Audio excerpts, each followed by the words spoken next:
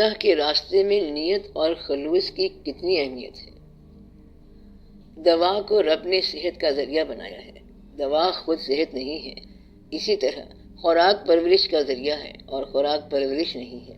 مطلب یہ ہے کہ یہ جو آپ کے ارد گرد منظر نامہ بنا ہے یہ اللہ تعالیٰ نے بنایا ہے، مگر یہ اللہ نہیں ہے۔ یہ جو کاغذ پر اللہ لکھا ہوا ہے یہ بھی اللہ نہیں ہے، بلکہ یہ اللہ کے اسم کا ایک فوٹو ہے یا عکس ہے۔ اس دین کے اندر شاندار واقعہ کرنے والے، جان دے کر وہ واقعہ کرنے والوں نے کہیں کربلا بنا دی، کہیں کوئی اور واقعہ بیان کر دیا، کسی ایونٹ کی ایلیبوریشن ہوگی۔ کوئی درویش پہاڑ سے اترتا آ کے جلوہ گری کر گیا، کہیں خواجہ صاحب رحمۃ اللہ آ گئے اور کہیں داتا صاحب رحمۃ اللہ آ گئی اور دین کی رونقیں لگاتے رہے، تو وہ دین کو آپ کے لیے ایک میلہ بنا گئے۔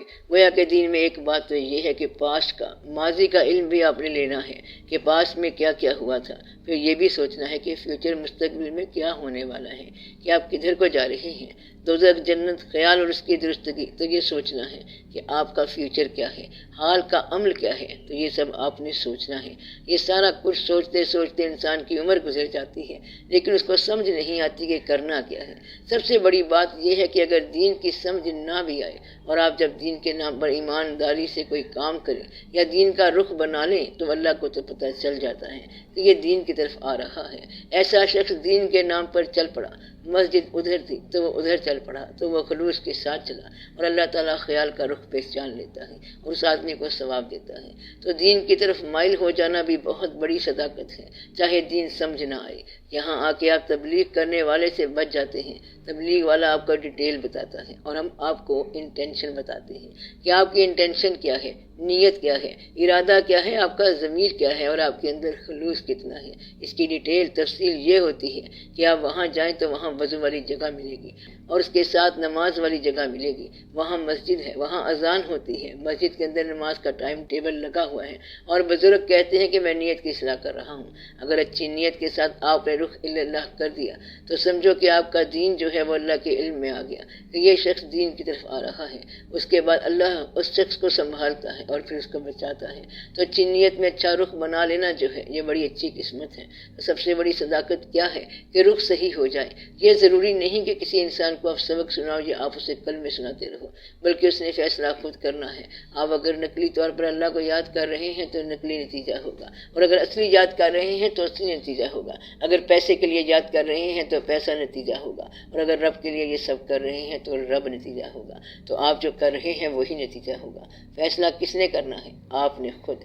یہ وہ دین ہے جس میں کاز ہی ایفیکٹ ہے، کاز اللہ ہے تو ایفیکٹ بھی اللہ ہوگا، وجہ اگر اللہ ہے تو نتیجہ بھی اللہ ہوگا، اور اگر وجہ آپ کی کوئی اور مصلحت ہے تو پھر آپ کا نتیجہ بھی وہی مصلحت ہوگی۔ اب اس سے پہلے کہ آپ اللہ کا سفر کریں آپ کو یہ پتہ ہونا چاہیے کہ آپ کیا کر رہے ہیں۔ آپ کا ارادہ جو ہے وہی آپ کی منزل ہے۔ میں آپ کو یہ بتانا چاہتا ہوں کہ اس دین کے اندر ارادہ ہی منزل ہے، تو خلوص کے ساتھ ارادے پر کار بند ہونے والا چاہے وہ فارمولے میں بھی نہیں آیا، ارادے کے اندر رہنے والا بھی منزل رسید ہو جاتا ہے۔ اس بات کو دل میں رکھنا اور یاد رکھنا کہ اگر ایک آدمی کے ارادے کا رخ اللہ ہو گیا، اب اسے پتہ نہیں کہ اللہ کدھر ہے، ڈائریکشن کا پتہ نہیں کہ کدھر جانا ہے، بس کہتا ہے کہ اللہ کے پاس جانا ہے۔ ایک آدمی کا ارادہ ہو گیا کہ اللہ کی طرف جانا ہے تو وہ گھر سے باہر نکلا، پہلے آدمی سے ملا، کہتا ہے کہ کہاں جانا ہے؟ میں نے اللہ کی طرف جانا ہے۔ اللہ کہاں ہے؟ اب وہ اللہ کی طرف چل پڑا، بندر سے پوچھ رہا ہے کہ میرا اللہ کہاں ہے، غیر متعلقہ سے بھی پوچھ رہا ہے، دیوار سے پوچھ رہا ہے، رستے سے پوچھ رہا ہے، بازار سے پوچھ رہا ہے، اور اسے خود کو علم نہیں ہے، صرف اللہ کا پوچھے چلا جاتا ہے، خود جانتا نہیں کہ اللہ کیا ہے، حتیٰ کہ گائے سے پوچھتا ہے، بکری سے پوچھتا ہے، پہاڑوں سے پوچھتا ہے، چلتا جاتا ہے، آخر ایک جنگل میں پہنچ جاتا ہے، پیڑوں سے پوچھتا ہے، شیر سے پوچھتا ہے، کہیں اس کو اچانک ایک ایسا شخص مل جاتا ہے کہ جس سے پوچھتا ہے تو وہ کہتا ہے کہ تو کون ہے، پھر کیوں آ رہا ہے، اب بولو کیا چاہتے ہو۔ اب اللہ اسے واچ کر رہا تھا، پورے سارا راستہ سنسیریلی اللہ کا پوچھتا چلا آ رہا تھا، تو اس وقت اللہ اسے واچ کر رہا تھا، تو اس کی سنسیریٹی ہی اللہ میں کلمینیٹ ہو گئی، گویا کہ اس کے خلوص کا نتیجہ اللہ ہے۔ خلوص اگر بے ترتیب اور بے محابہ بھی چل پڑے تو بھی اللہ کے پاس پہنچ جاتا ہے۔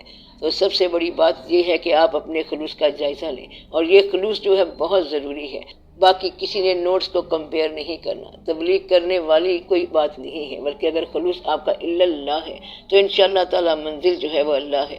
اللہ تعالیٰ نے جس کو انجام اچھا دینا ہو اس کے آغاز میں سے خلوص دے دیتا ہے. خلوص گمراہ نہیں ہوتا، اور علم کے اندر غلطی کا امکان ہے. خلوص کبھی گمراہ نہیں ہوتا. خلوص جہاں بھی جائے گا وہ پہاڑ سے چشمہ نکال کے لے آئے گا. تو یہ خلوص کی بات ہے. آپ اپنے آپ میں اور اللہ کی تلاش میں مخلص بن جائیں، مزید مخلص بن جائیں. اگر بات سمجھ نہیں آ رہی تو اور مخلص ہو جائیں. کہتا ہے وہ آیت مجھے سمجھ نہیں آ رہی تو وہ کہتا ہے کہ تو اور مخلص ہو جائے. اور خلوص کو قائم کرتے کرتے ایک ٹائم ول کم، ایسا وقت آ جائے گا کہ آیت سمجھ آ جائے گی، شان نزول بھی پتہ چل جائے گا، بلکہ آیت کے نزول کا زمانہ بھی مل جائے گا. تو اس زمانے میں وہ زمانہ مل جائے گا تو حال کے اندر جو آدمی دین کے ساتھ مخلص ہے وہ شخص ماضی کے خلوص کے ساتھ ملا دیا جائے گا. یہ بڑی ضروری بات ہے اور آپ اس پہ غور کریں. خلوص جو ہے یہی حاصل ہے اور یہی آغاز ہے. خلوص الا اللہ، اپنی ذات میں سنسیئر مخلص متلاشی ہونا، یہ بذات خود ایک اچیومنٹ ہے، حاصل ہے.